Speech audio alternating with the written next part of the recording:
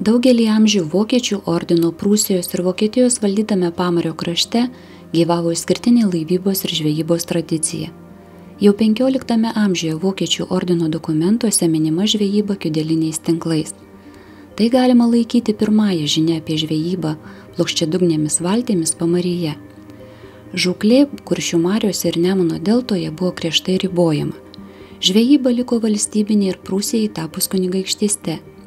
Siekdami didesnių įplaukų į valstybės iždą, Prūsijos hercogo valdininkai atliko milžinišką reviziją ir 1589 metais kunigaikštystėje buvo paskelbtos pirmosios žvejybos taisyklės, vienas seniausių gamtosaugos dokumentų Europoje. Visiems kuršmarių kaimams buvo paskirti žūklės plotai, nustatyta kada, kokiomis priemonėmis ir kokią žuvį galima gaudyti, uždrausta žvejyba neršto metu, skirtos didelės baudos taisyklių pažeidėjams. Iki 20 amžiaus vidurio kurėnai kiudelinės bradinės venterinės valtys skriejo Kuršių mariomis. Jų stiebus puošė išdabintos tik šiam regionui būdingos vėtrungės.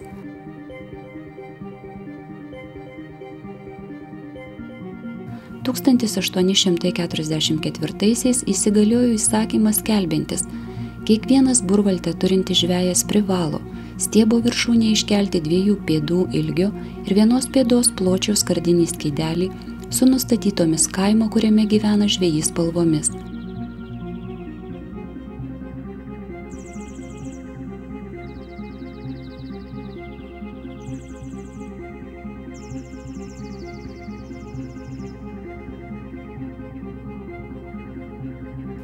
Ilgainiui vėtrungės tapo unikaliais meno kūriniais atspindinčiais savininko požiūrį į supančią aplinką.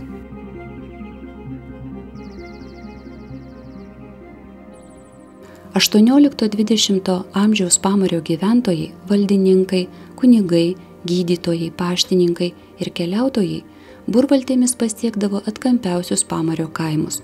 Nors Pamaryje burvalčių būta per 200, ne kiekvienas žvejys ją turėjo, tačiau kiekvienas neturintis troško jos labiau nei sodybos.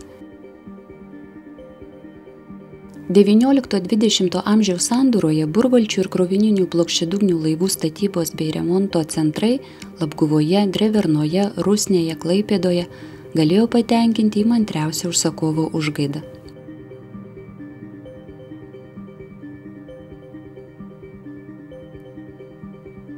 Drevernoje gyvenęs Jonas Gižas vienas žinomiausių laivadirbių Pamaryje. Galbūt jo rankomis statytas kurėnas puošia jūrų muziejaus ekspoziciją. Jono Gižo padirbinti modeliai išgarsino meistrą ir už Lietuvos. Toks kurėno modelis saugomas Monako okeanografijos muziejuje, keli Vokietijoje, vienas eksponuojamas Lietuvos jūrų muziejuje. Paprastai laivadirbiai statė valtis užsisakiusiųjų žvejų sodybose. Pagrindinė žaliava – ąžuolo mediena. Nusipirktą ąžuolą meistras turėjo numarinti, o tada išdžiovinti. Šis procesas trukdavo iki 2 metų. Laivadirbys su keletu pameistrių vieną burvaltę statė 4–5 savaites. Kurėnas siekdavo iki 10 metrų ilgio ir 3 metrų pločio. Laivo priekyje įrengiama patalpa paragė. Ant 2 stiebų buvo keliamos pagrindinės didžioji ir mažoji burės.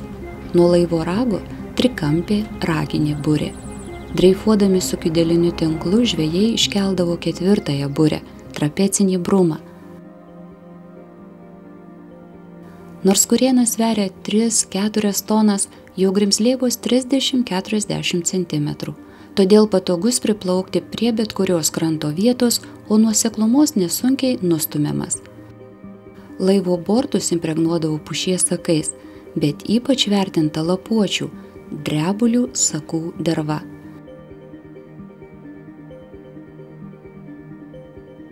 Sakų aromatas įsigerdavo į bortus, žvejų drabužius, o ilgainiui ir į sielas.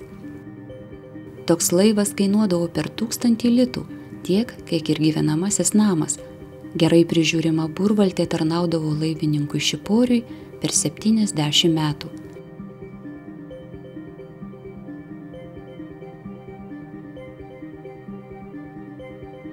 Dievas veda Šiporių, Šiporius laivą, o laive dar bent 2-3 žvejai ir tik laivo bei Šiporiaus patikimumas saugojo jų gyvybės.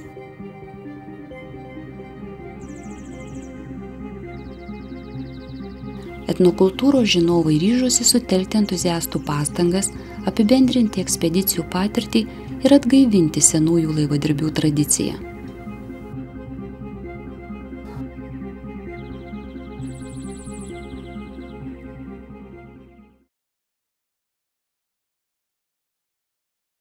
Kaip buvo statomi žvejų laivai? Kurėno statyba prasideda dugno rinkimu.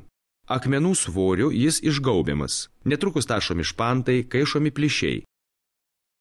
Garais prikabintais svoriais lenkiamos bortų lentos. Nulyginus briaunas, lentos jungiamos į vainikus. Užbaigus pirmą lentų vainiką, puošiamas laivo ragas. Lentas kalant, briauna virš briaunos kyla kurėno bortai. Jos suspaudžiamos verštuvais. Statomo kurėno bortai dervuojami. Laivo apkaustai kalvio pritaikomi vietoje. Siuvamos burės. Iškelta vėtrungė žymi statybos darbų pabaigą. Vėtrungės puošyboje erelis atklydo iš valstybinės, kryželis iš religinės simbolikos. Vėtrungės ir vainiko iškelimas ant stiebo tvirtino, kad kurėnas jau parengtas. Po linkėjimų šeimininkas į laivo ragą sudaužė vyno butelį. Visi drauge nustūmė papuoštą žolynais kurėną į vandenį. Naujos sausos burės drėkinamos burpiliu.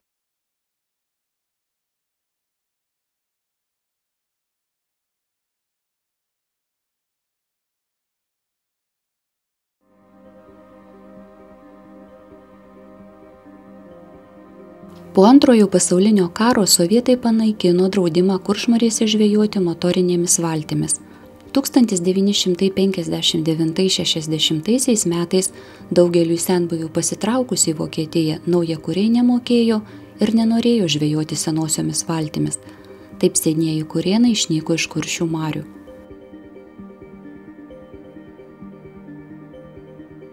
Nuo 1993 birželio 12 dienos kurėnas vėl plaukioja Kuršių mariuose.